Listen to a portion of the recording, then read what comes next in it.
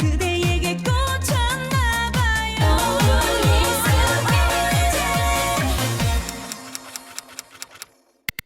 안녕하십니까. 최영훈의 만생동 최만동입니다. 지금 이제 대선이 딱 13일 앞으로 다가왔습니다. 정말 여야가 아니 뭐 여야라고 할 것도 없습니다. 진보파와 진보좌파와 보수파가 대회전, 근본일치의 대회전을 지금 앞두고 있습니다. 온갖 진흙탕 네거티브가 다시 난무하고 있습니다. 이재명은 불과 일주일 전에 네거티브를 하지 않겠다라고 이야기를 했는데 그 말이 글을 쓰다면 그 글의 잉크가 마르기 전에 이 재명이라고 하는 자는 네거티브에 앞장을 서고 있습니다. 그에 뒤질세라 국민님도 맞불을 놓고 있죠. 근데 한 가지 재미있는 것은 진보좌파, 보수, 우파 간의 격돌만이 아니라 진영 안에서 예를 들면 심상정이 이재명을 공격을 하고 또 안철수가 집요하게 윤석열을 물어뜯는 진기한 풍경까지 벌어지고 있습니다. 21일 사흘 전 TV 통해서 그랬죠. 이재명이 헛소리를 하자 심상정이 그를 어치지 않고 아니 어떻게 배당이 지원이냐, 배당을 해주는 것을 지원해 줬다고 하면 되느냐라고 따져 물으니까 이재명이가 말문이 좀 답답했던지 내가 아까 다 말 못했으니 그것부터 뭐 이렇게 피해 나가려고 하자. 아니 내가 주도권 질문인데 어떻게 피해 나가려고 하느냐고 따가치 묻고 궁지로 몰아넣었습니다. 그런 장면이 엿보였고 또 안철수는 또 정보의 뭐 정보 공개인지 어떻게 한 구석에 있는 그런 내용을 꺼집어내서 윤석열을 무지 또는 무식의 프레임에 가둬 넣으려고 굉장히 애를 쓰는 모습을 보았습니다. 안철수가 지금 며칠 전 일요일이죠. 사흘 나흘 째 됐습니다만 오전에 윤석열과 통화를 한 뒤 만날 의향이 있는 듯이 하다가 돌연 몇 시간 뒤에 긴급 기자회견을 예고하고 단일화 결의를 선언하면서 모든 책임은 윤석열 쪽에 있다라고 퍼부었습니다. 왜 갑자기 입장이 바뀌었을까? 제가 상당히 궁금했습니다. 어제 그 까닭을 제가 자세히 들었습니다. 뭐냐면 일주일을 기다렸다고 하더군요. 근데 유세버스 사고로 2명이 숨졌습니다. 그때 윤석열이 조문을 왔습니다. 안철수를 만나 한 20여 분간 대화를 했습니다. 그러나 단일화에 관해서는 단자도 입 밖에 꺼내지 않고 그저 빙빙 도는 조문에 관한 여러 가지 일반적인 이야기를 나누다가 돌아가 버렸습니다. 그 30분 뒤인가 이재명이 또 왔습니다. 이재명 엄청나게 준비를 해왔습니다. 넌지시 자기가 힘을 좀 합쳐달라. 그리고 다당제라고 하는 것이 가능하려면 선거구제를 개편해야 됩니다. 그래서 중대 선거구제, 옛날에 한 일이 있습니다만 좀 선거구를 광역으로 만들어서 한 3명에서 한 5명까지 뽑는, 그러면 소수 정당이 생길 수 있습니다. 특히 지금 같으면 제3, 제4당인 이 두 당이 있죠. 정의당과 국민의당 쪽에 상당히 의석이 10에서 넘게 돌아갈 가능성이 높습니다. 그런 것을 고리로 안철수에게 연대를 제의했습니다. 연합정부론이죠, 일종의. 그때 그건 각다부터 답은 없었고 넌지시 실마리만 던졌습니다. 그러니 이게 20일 토론에서 이재명 그 후 또 라디오 이런 방송에 나와서 안철수와 자기는 생각이 같아. 다당제 공동연합정부론 같은 거 할 수 있다라고 정치교체, 시대교체 이런 것들 생각 똑같아 이런 식으로 은근히 보조를 맞추고 안철수 꼬시기 혈안입니다. 김동연 또 심상정까지 염두에 두고 다당제 중대 선거구제 이런 공약을 잇따라 내놓으며 환심을 사리고 안달입니다. 그 이번에 윤석열은 또 국민의힘 선대위는 안철수를 끌어들이기 위한 노력을 그렇게 크게 하지 않고 있습니다. 그러다 보니까 단일화 결렬 책임론이 안철수가 아니라 윤석열에게 쏠려버려 지금 갤럽 여론조사 결과는 아주 초박빙으로 집어들었습니다. 한 5% 이상 앞서던 것이 거의 이제 금방 뒤집힐지도 모르는 그런 추세를 보이고 있습니다. 이 참 안타까운 일입니다. 그래서 보수파 단체들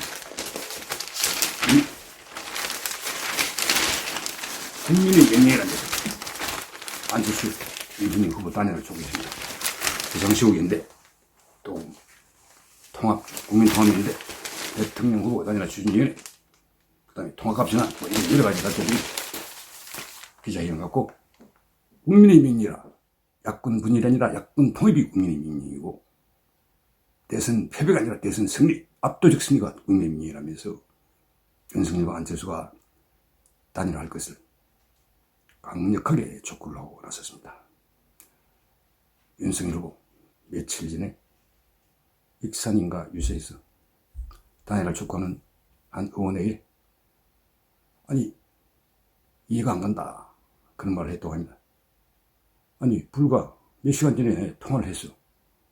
만날 뜻을 뭐 긍정도 부정도 시원하게 한 것은 아니지만 뭐 만나기 이룰 듯한 그런 상황에서 불과 몇 시간 만에 기자회견을 해서 책임 운운하면서 단일화 결의를 선언해버리는 그런 황당한 그런 상황이 어떻게 하며 굉장히 짜증을 좀 냈다고 합니다. 그럴 수 있죠. 안철수 후보가 좀 납득하기 힘든 일을 한 것도 사실입니다. 그 배경을 살펴보니 김미경 부인 김미경 교수가 있었습니다. 김미경 교수가 TV에서 이준석이가 입을 함부로 놀린 걸 보고는 화가 불같이 화를 내면서 전화를 한 겁니다. 이준석이 정말 말을 잘못했습니다. 죽으면 앞에서는 누구나 경건해져야 되는데 뭐 국민당에서는 요새를 써놓고 무슨 어쩌고 하는 그런 만발을 했습니다. 고인을 모독하는 듯한 그런 발언을 일삼고 국민당 사람들을 굉장히 기분 나쁘게 만든 건 사실입니다. 이 이준석이라는 알라 대표가 아무 말 대잔치 하듯이 입을 함부로 놀려서 설화를 빚은 게 한두 번이 아닙니다. 옛날에 누군가 그랬죠. 공업용 미싱으로 입을 뭐 어쩌고 저쩌고 하는 일이 있는데 그건 뭐 심한 말입니다만 이 이준석에게 꼭 들려줘야 될 말입니다. 아무튼 이준석 대표 때문에 김경 교수가 열을 받아가지고 남편한테 한 30분 정도 이야기를 했다고 합니다.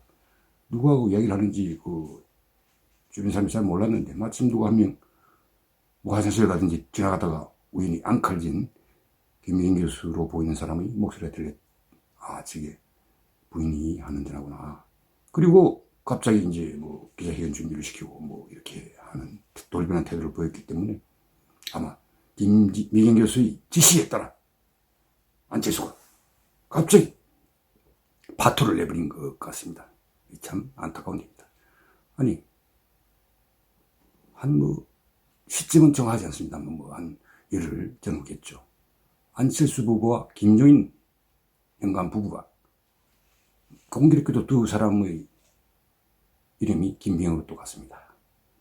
김종인의 부인은 박정희 대통령이 비서실장을 7, 8년 한 김정년 씨와 집안입니다.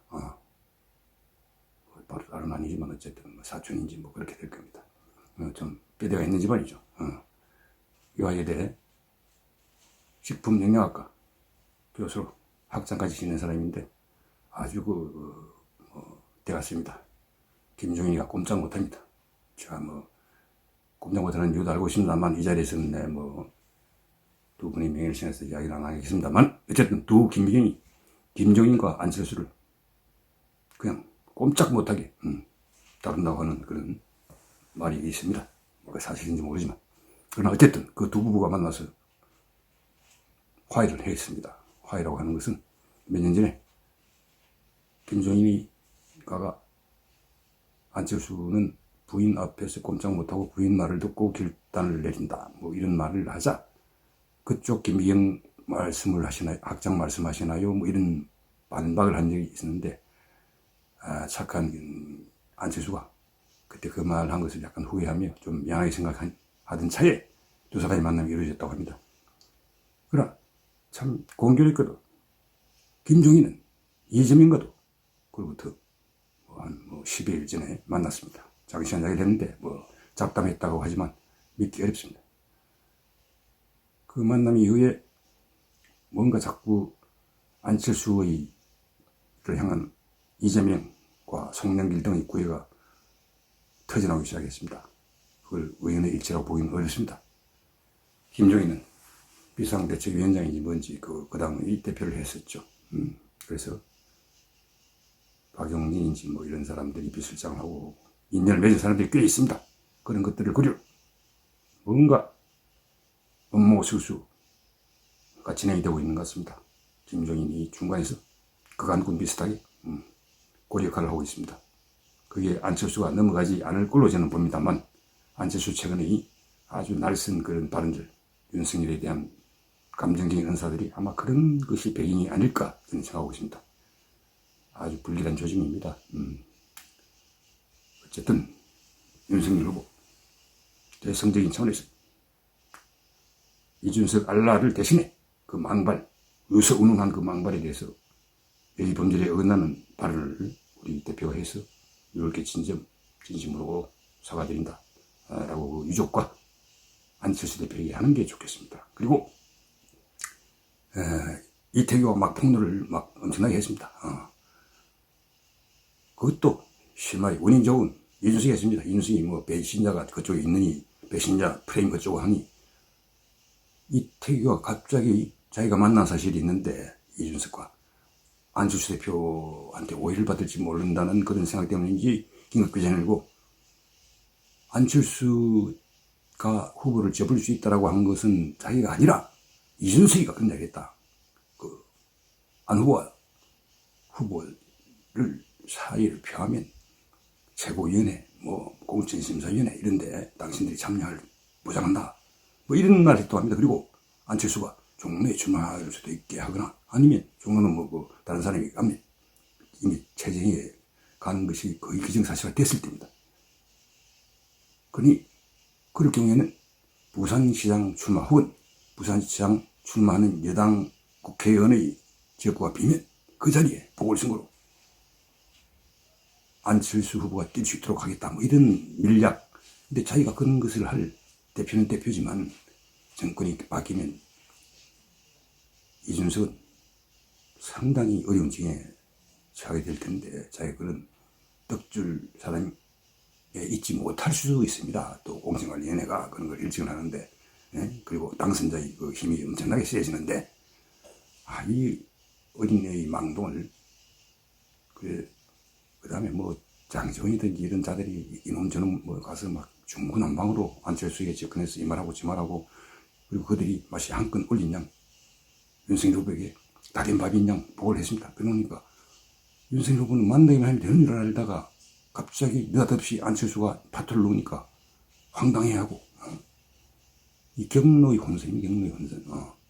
참 이런 것들에 대해 윤석열 후보가 크게 잘못한 게 없다 생각하지 말고, 채널을 단일화하지 않은 그런 책임을 통감하고, 그렇지 못한 단일화 협상, 대리인 문제 이런 것들에 대해서도 진지하게 유감을 표하고 직접 만나서 29일 이걸 투표지 인수에 들어가는 날이니까 그 전까지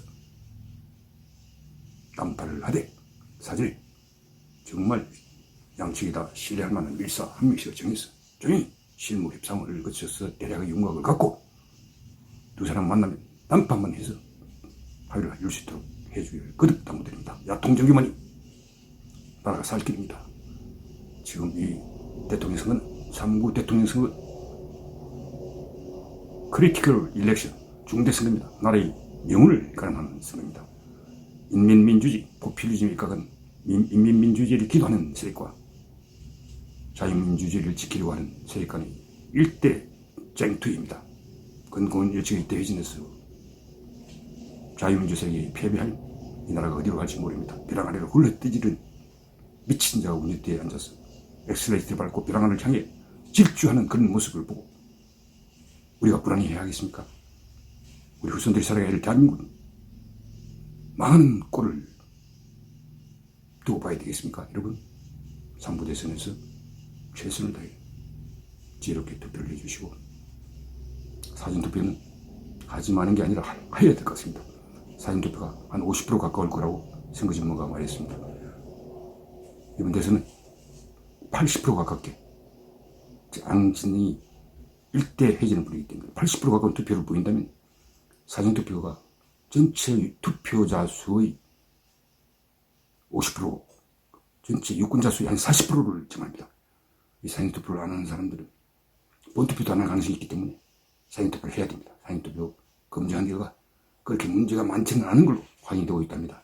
국민의힘 이영희 의원이 심리레신도 하고 선관위를 방문해서 조목조목 따져본 결과입니다. 곧 발표를 한다니 사회적 투표도 열심히 해서 반드시 정권 도출할 수 있도록 해주십시오. 앞서 윤석열, 안철수, 윤석열 후보는 실시견들을 이루는